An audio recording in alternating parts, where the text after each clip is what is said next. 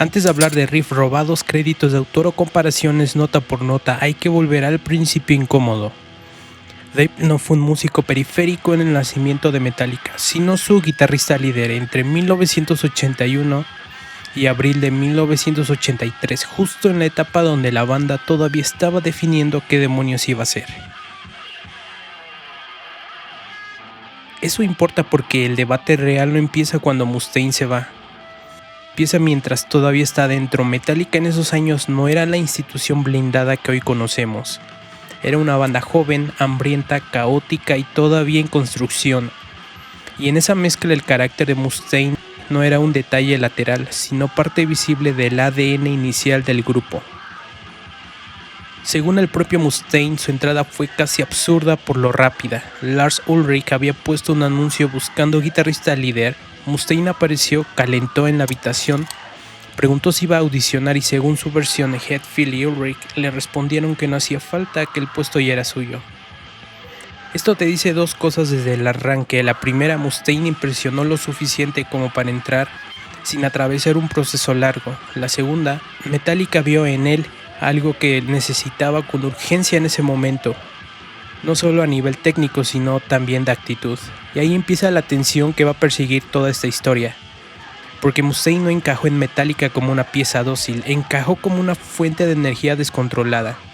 Talento, agresividad, ego, velocidad, choques personales y una forma de tocar que ya cargaba con mucho de eso. Después iba a reconocerse como proto-thrash. Escuchas el Metallica más temprano con esa idea en mente, se entiende por qué la discusión nunca muere. No estamos hablando de un ex miembro cualquiera que quiere colgarse del prestigio ajeno. Estamos hablando de un tipo que estuvo ahí mientras la banda tomaba forma y que por lo mismo podía dejar marcas muy profundas, incluso en canciones que después terminaron transformadas por Hetfield o Ulrich, Burton o Hammett. El problema es que esa contribución temprana siempre convivió con otra verdad igual de fuerte. Mustaine era explosivo hasta volverse insostenible. Las fuentes sobre su salida coinciden en lo básico: abuso de alcohol, drogas, comportamiento agresivo y choques personales constantes con Hetfield y Ulrich. Uno de los episodios más conocidos resume bien ese clima. Mustaine llevó a su perro a un ensayo. El animal saltó sobre el coche de Ron y rayó la pintura. Hetfield reaccionó pateando al perro y Mustaine respondió atacándolo físicamente. Fue expulsado por ese altercado, aunque volvió al día siguiente después de pedir otra oportunidad. Eso no fue la razón final de su despido, pero sí una radiografía muy clara de lo que era Metallica en esa etapa. Una banda con una química musical real, pero con una convivencia cada vez más tóxica. Y es aquí donde la historia suele deformarse dependiendo de quién la cuente. Desde el lado de Mustaine, el relato muchas veces parece teñido por la traición. Él ayudó a construir algo, lo expulsaron sin piedad y luego volvió a convertirse en el imperio que también había imaginado para sí mismo. Desde el lado de Metallica, la salida se explica como una necesidad práctica. El comportamiento de Mustaine ya no era manejable, y la banda tenía que elegir entre seguir con él o seguir funcionando. Las dos versiones pueden contener verdad al mismo tiempo, porque sí, Mustaine era parte importante de Metallica, pero también parece claro que su permanencia se había vuelto inevitable para el resto del grupo. El punto de quiebre llega el 11 de abril de 1983, cuando Metallica ya estaba en Nueva York para grabar su debut y Mustaine fue oficialmente expulsado. Él mismo resumió ese momento durante años con una frase amarga: "No warning, no second chance". La banda ya había elegido a su reemplazo, Kirk Hammett, y Mustaine descubrió que su historia con Metallica había terminado justo cuando el grupo estaba por entrar a grabar Kill 'Em All. Eso convierte su salida en algo más traumático que una simple separación de caminos. No fue "te vas y vemos qué pasa", fue "tú ayudaste a levantar esta bestia". Pero el primer gran capítulo grabado de esa bestia ya no te va a incluir físicamente.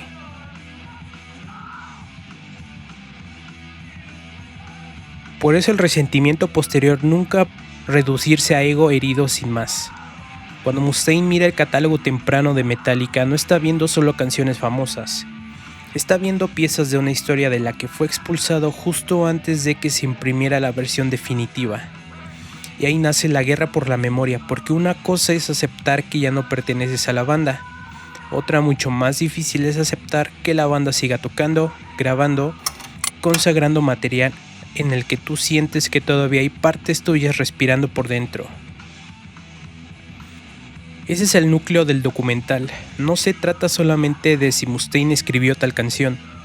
Se trata de distinguir entre tres niveles distintos que casi siempre la gente mezcla como si fueran lo mismo.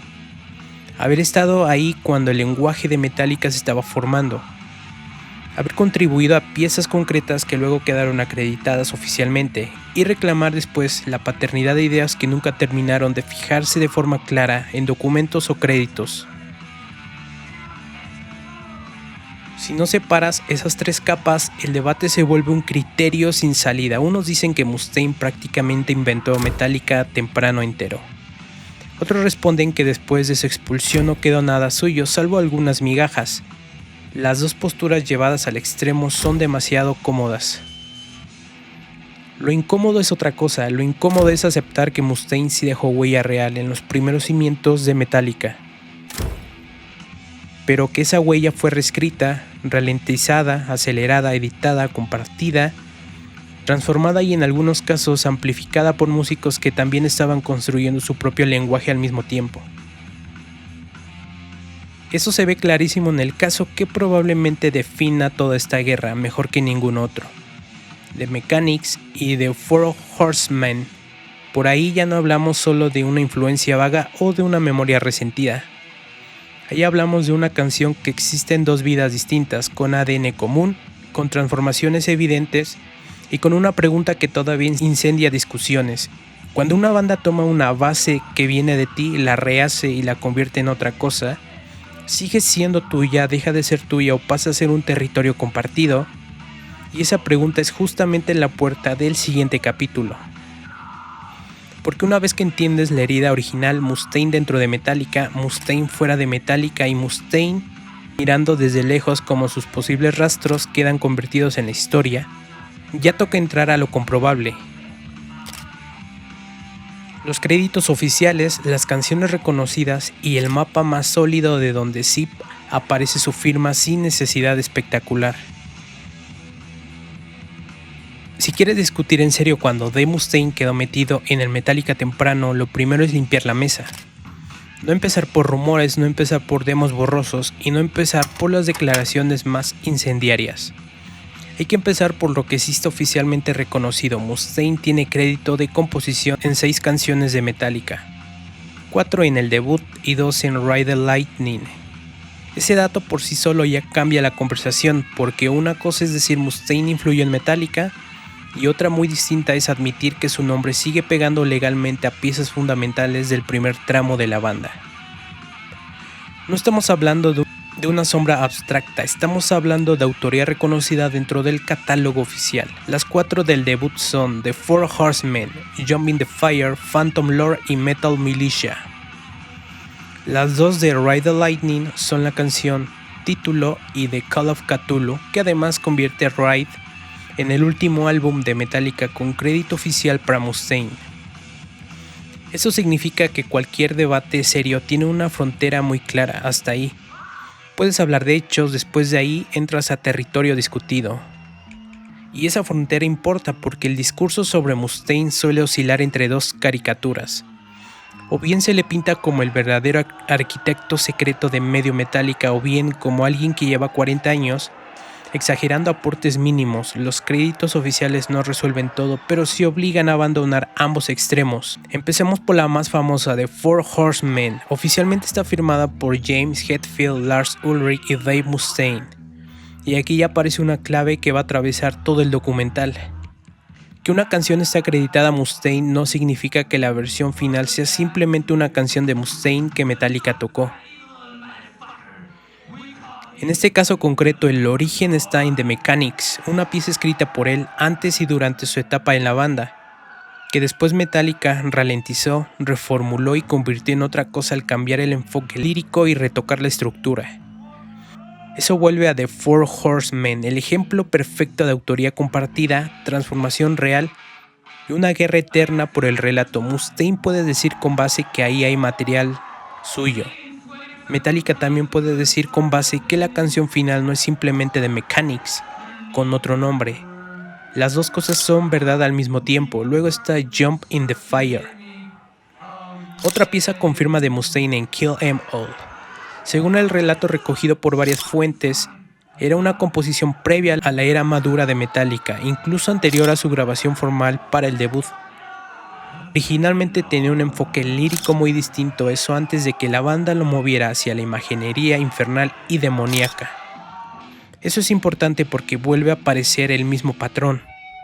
Mustaine entra como generador fuerte de material base, pero ese material se adapta al lenguaje que Hetfield, Ulrich y el resto del grupo querían consolidar como identidad propia. Phantom Lord también aparece en las 4 canciones con crédito oficial. Aquí las fuentes coinciden en que Mustaine la consideraba una colaboración con Hetfield, aunque Lars Ulrich también figura entre los autores acreditados. Eso ya te va dibujando una realidad menos romántica y más de banda real. Muchas de estas canciones no nacieron como obras puras de un solo cerebro, sino como piezas trabajadas en un laboratorio caótico donde las ideas circulaban, se alteraban y terminaban convertidas en canciones definitivas por más de una mano. La cuarta del Kill 'Em All es Metal Militia y también lleva a Mustaine entre los créditos. No tiene el aura legendaria de Horsemen ni la discusión comparativa tan obvia entre dos versiones de una misma idea, pero sí ayuda a confirmar algo clave. La presencia de Mustaine en el debut no fue anecdótica ni quedó reducida a una sola composición famosa. Su nombre está repartido en varias piezas del disco. El salto realmente interesante ocurre cuando llegas a Ride the Lightning, porque ahí Metallica ya no es una banda debutante registrando material arrastrado de la época pre-despido y está avanzando compositivamente. Ya está ensanchando su lenguaje y está demostrando que puede ir mucho más lejos que en el debut. Y aún así Mustaine sigue apareciendo en 2 canciones. La primera es Ride the Lightning en el catálogo oficial de Metallica. El tema aparece acreditado a Hetfield, Ulrich, Cliff Burton y Mustaine. Las fuentes periodísticas que repasan estas autorías recogen además la versión de Mustaine, que Ulrich hizo la introducción melódica, mientras él aportó el riff del primer verso y la parte de guitarra que arranca tras el segundo estribillo. Eso no significa que Ride the Lightning sea una canción de Mustaine, significa algo más interesante, que incluso es un disco donde Metallica da un salto enorme en madurez, complejidad y visión. Todavía hay partes del esqueleto que remiten a su antigua etapa en él, y eso es exactamente lo que vuelve tan venenosa esta discusión, porque cuanto mejor suena Metallica en el 84, más incómodo se vuelve a admitir que en alguna parte de ese engranaje sigue llevando la firma de Mustaine. La 6ª canción oficial es de Call of Cthulhu. Aquí el crédito compartido incluye a Hetfield, Ulrich, Mustaine y Cliff Burton. Y varias fuentes destacan que el arpegio sombrío que sostiene buena parte del instrumental se atribuye a Mustaine. Ese punto es especialmente potente porque ya no estamos hablando de una canción rápida de proto-thrash con olor a garage.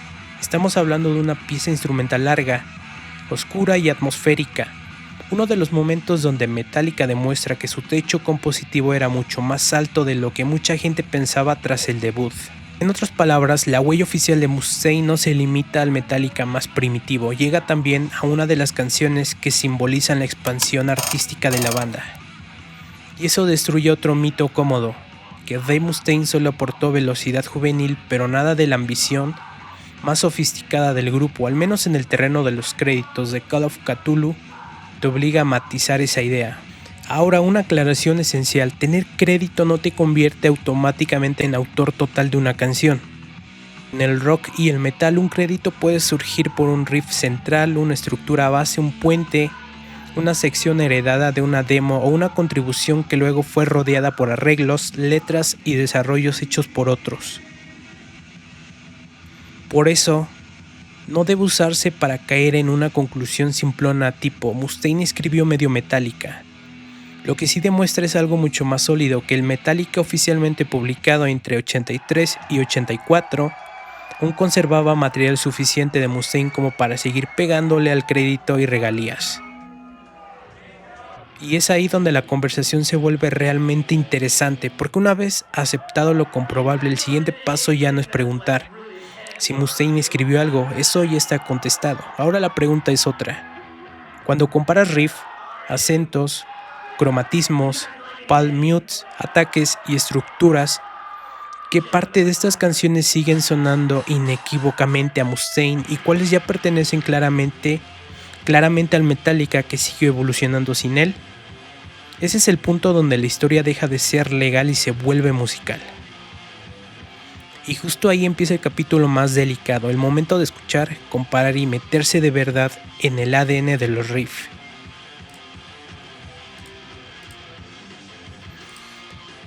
Aquí es donde la discusión deja de ser legal y se vuelve musical, porque una vez que ya aceptaste que The Mustaine tiene 6 créditos oficiales en Metallica, la siguiente pregunta ya no es si participó, sino cómo se escucha esa participación cuando compara riff, tempo, ataques y estructura. Y el mejor laboratorio para hacerlo sigue siendo el caso más famoso de todos, The Mechanics frente a The Four Horsemen. Las fuentes coinciden en lo esencial, ambas parten del mismo núcleo compositivo que Mustaine llevó a Metallica en el 82. Y la diferencia no está en un riff completamente distinto, sino en qué hace cada banda con esa base. Megadeth cuando graba Mechanics conserva la lógica de la velocidad y la orientación original de la canción. Metallica en cambio ralentiza el tema, cambia la letra, le da una escala más épica y añade la famosa sección melódica intermedia, que incluso comentarios retrospectivos suele describirse como el momento Sweet Home Alabama. Eso ya te deja una lección importante. Cuando la gente dice Metallica le robó esa canción a Mustaine, la frase es demasiado simple para lo que realmente pasó. Lo más preciso sería decir que Metallica tomó una composición de origen Mustaine, la reordenó, la recontextualizó y la convirtió en otra identidad. Ahí está el primer gran punto del análisis nota por nota. El esqueleto rítmico del riff madre sigue remitiendo a Mustaine, pero el peso dramático de la versión de Metallica viene de lo que la banda hizo después con ese esqueleto. En Mechanics, el riff empuja adelante como una navaja. En The Four Horsemen, el mismo ADN se vuelve más pesado, más narrativo y más ceremonial. Eso importa porque muestra que la firma Mustaine en Metallica casi nunca aparece como una canción intacta, caída del cielo. Aparece más bien como material fuente, patrones de ataque, formas de empujar el compás, riff que suenan pensados desde la urgencia y no desde la elegancia. Los siguientes Jump in the Fire, las fuentes que repasan las canciones acreditadas a Mustaine, lo presentan como otro ejemplo de material previo que Metallica absorbió y reescribió parcialmente, incluyendo cambios claros en el enfoque lírico antes de fijar la versión definitiva de Kill 'Em All. Musicalmente ahí la huella de Mustaine se siente menos en una gran firma legendaria, y más en la forma de construir riffs que parecen nacer de la guitarra antes de que una arquitectura total de canción. Es decir, frases memorables, agresivas, muy tocables, muy de la mano derecha nerviosa, que luego Metallica acomoda dentro de un marco más compacto y utilizable para su propio lenguaje.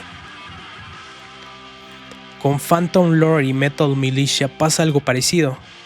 Ambas conservan el olor a Metallica primitivo, pero también muestran ese tipo de energía cortante y callejera que muchos fans asocian con el primer Mustaine. Menos elegancia, más filo, menos himno definitivo, más ataque de banda joven que todavía quiere demostrar velocidad, hambre y violencia. Ahora donde el tema se vuelve de verdad interesante es en Ride the Lightning, porque ahí ya no está porque ahí ya no estás mirando simples restos del garaje. Estás mirando el momento en el que Metallica empieza a sonar más grande, más oscuro y más ambicioso, y aún así Mustaine sigue apareciendo en 2 canciones. Mustaine sostuvo que en Ride the Lightning él llevó partes específicas mientras Hetfield escribió la letra y añadió otras secciones.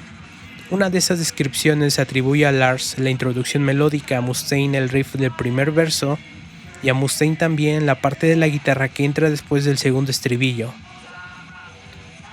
Eso vuelve a ser revelador por alguna razón muy concreta. La huella Mustaine no aparece aquí como identidad total de la canción, sino como piezas incrustadas dentro de una composición que Metallica ya estaba llevando a otro nivel. Dicho de otra forma, si The Four Horsemen es el ejemplo de una base Mustaine transformada de forma evidente, Ride the Lightning es el ejemplo de una canción ya mucho más metálica, donde aún sobreviven huesos de la etapa de Mustaine. Y aquí se empieza a escuchar un patrón. Cuando los fans hablan de riff confirma Mustaine, no suelen referirse solo a velocidad. Se refieren a ciertas maneras de atacar, frases que entran con una sensación casi atropellada, cromatismos agresivos, cambios que no buscan resolver bonito sino empujar tensión y una sensación de mano derecha siempre al borde de romper el compás. Con The Call of Cthulhu la historia cambia otra vez. Mustaine dijo en 2026 que esa canción antes llamada When Hell Freezes Over fue una de las pocas de Ride the Lightning en la que tuvo participación, pero también admitió que terminó tan modificada que ya no era como él la recordaba. Eso es clave porque si hasta el propio Mustaine reconoce que la versión final cambió muchísimo, entonces la comparación aquí no consiste en decir esta obra entera es suya, consiste en aceptar que algunas semillas sí venía de él, aunque Metallica y Cliff Burton le empujaran hacia un territorio mucho más oscuro, largo y cinematográfico. Y eso nos lleva al punto más importante. Comparar nota por nota no siempre significa encontrar una copia perfecta. A veces significa detectar en qué momento una idea base todavía respira dentro de una canción que ya evolucionó hacia otra cosa. En los casos oficiales de Mustaine con Metallica casi nunca estás ante un plagio puro, estás ante mutaciones. Por eso la gran diferencia entre influencia, aporte y autoría es tan importante. En The Four Horsemen el parentesco con Mechanix es tan fuerte que el debate no puede negarse. En Ride the Lightning lo que sobrevive parece más bien fragmentario y compartido. En The Call of Cthulhu incluso Mustaine reconoce que la versión final se transformó muchísimo. Y quizá ahí está la respuesta más incómoda de todas. Mustaine sí dejó una firma real en el Metallica temprano. Pero esa firma no siempre aparece como propiedad absoluta, a veces aparece como núcleo, a veces aparece como chispa, a veces aparece como estructura madre que otros reescribieron hasta convertirla en una criatura distinta. Eso de hecho hace la historia más interesante, porque la pregunta ya no es ¿se lo robaron o no? La pregunta correcta es ¿cuánto de ese primer lenguaje thrash nació de una zona compartida entre Mustaine y Metallica? Antes de que la ruptura volviera imposible cualquier versión tranquila del pasado. Y justo ahí entramos al terreno más peligroso, porque una vez agotado lo oficialmente acreditado y lo musicalmente rastreable, quedan los casos grises. Canciones donde Mustaine ha reclamado huellas suyas, pero donde las pruebas ya no son tan firmes y la memoria empieza a pelearse con la historia.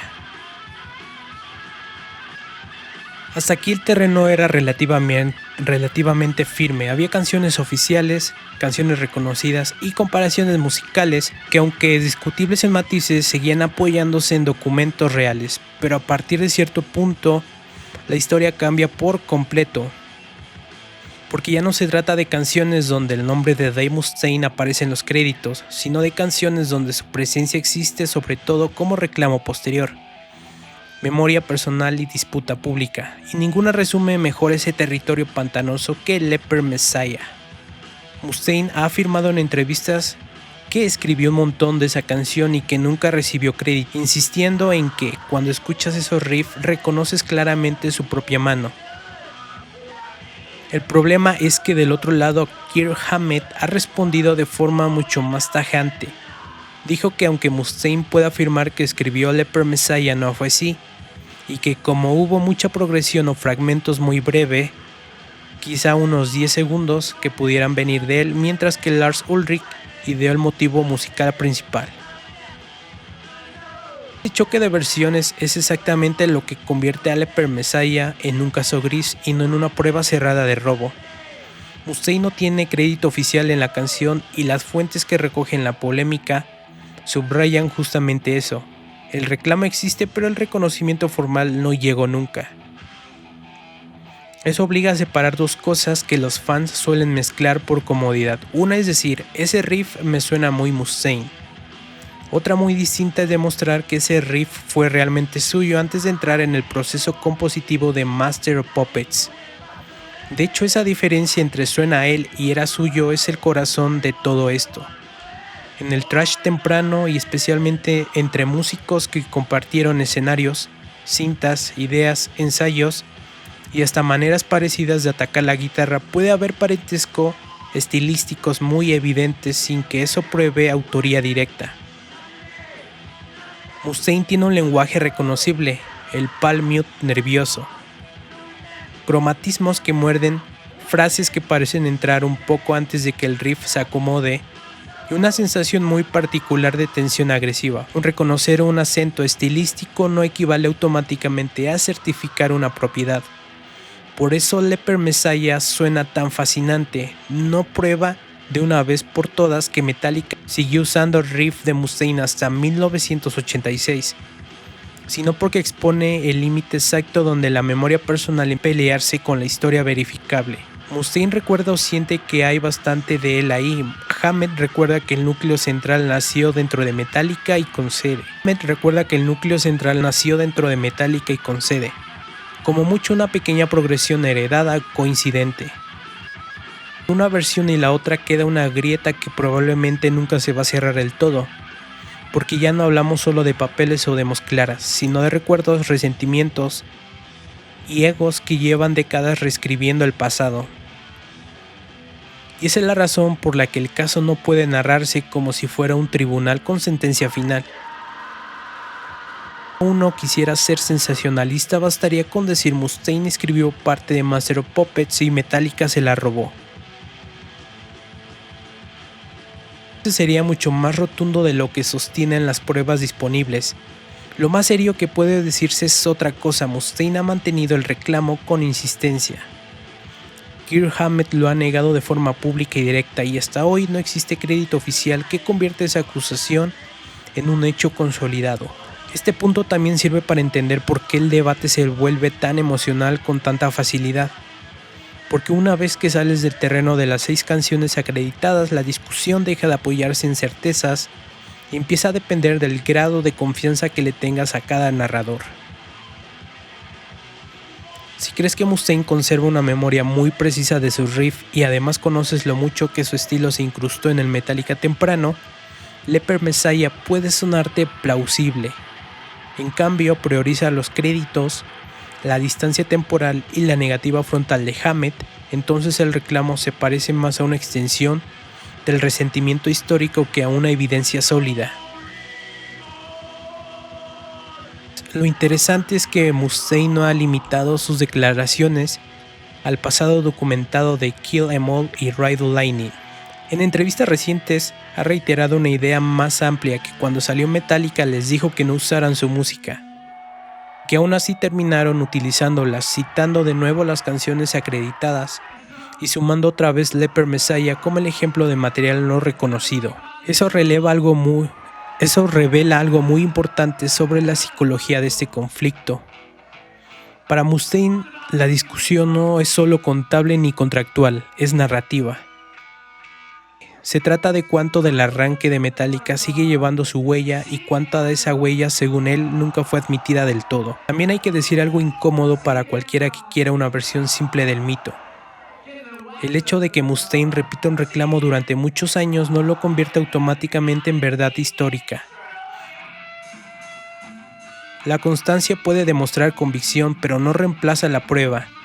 En un terreno tan caótico como la composición de riff en una banda joven de thrash, donde muchas ideas nacen de jams, cintas perdidas, ensayos sucios y memoria reconstruida décadas después, la convicción individual puede ser sincerísima y aún así no bastar.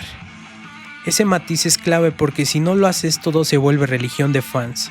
Unos terminan defendiendo a Mustaine como si cualquier riff afilado de Metallica tuviera que venir necesariamente de él. Otros lo descartan por completo como si fuera incapaz de haber dejado rastros más allá de los 6 créditos oficiales. Las dos posturas son flojas, la primera confunde el estilo con la evidencia. La segunda ignora que el propio debate existe precisamente porque la huella de Mustaine en la génesis del thrash es demasiado fuerte como para evaporarse sin dejar sospechas duraderas. Por eso Leper Messiah importa tanto aunque nunca se resuelva, no porque cambie legalmente el catálogo de Metallica, sino porque muestra dónde termina la historia comprobable y empieza la guerra por el significado del pasado. En el fondo, esta canción funciona como un espejo del conflicto entero. Mustaine escuchando ecos de sí mismo en una banda que ya no era suya, y Metallica defendiendo la legitimidad de su propia evolución, sin aceptar que cada parecido estilístico equivalga a una deuda externa. Ahí está la verdadera frontera entre memoria y autoría. La memoria dice, yo estuve ahí, ese gesto me permanece.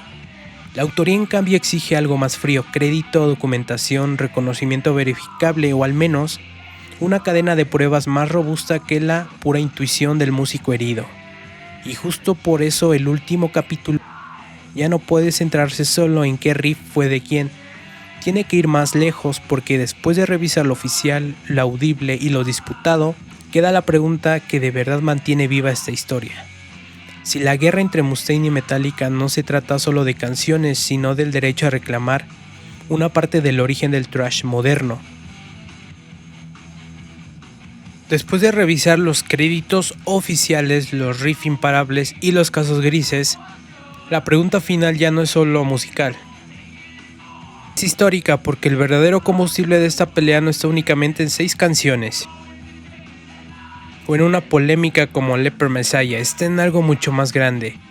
Quien tiene derecho a reclamar una parte del origen del thrash metal tal como lo conocemos, y ahí de Mustaine ocupa un lugar tan imposible de borrar. Aunque su paso por Metallica fue corto, las fuentes que repasan en esta etapa coinciden en que su estilo agresivo, su técnica y su participación en varias composiciones tempranas ayudaron a moldear el sonido con el que la banda arrancó su camino. Eso no significa que Mustaine haya hecho a Metallica por sí solo, significa algo mucho más sutil y más peligroso para cualquier relato cómodo. El Metallica temprano no surgió en un vacío limpio, sino en una zona compartida donde varias personalidades estaban empujando el lenguaje del thrash al mismo tiempo. El problema es que cuando una banda se vuelve una institución como Metallica, esa historia compartida tiende a simplificarse. El relato oficial necesita claridad, los miembros definitivos, los discos clásicos, la evolución lógica, la narrativa de superación. Mustaine, en cambio, es la grieta de esa autoridad, es la prueba de que antes de la versión pulida de la historia hubo caos, apropiaciones mutuas, convivencia tóxica, ideas compartidas y una ruptura tan traumática que cada parte siguió contando el origen desde un ángulo distinto. Por eso esta guerra nunca se ha tratado solo de dinero o de créditos.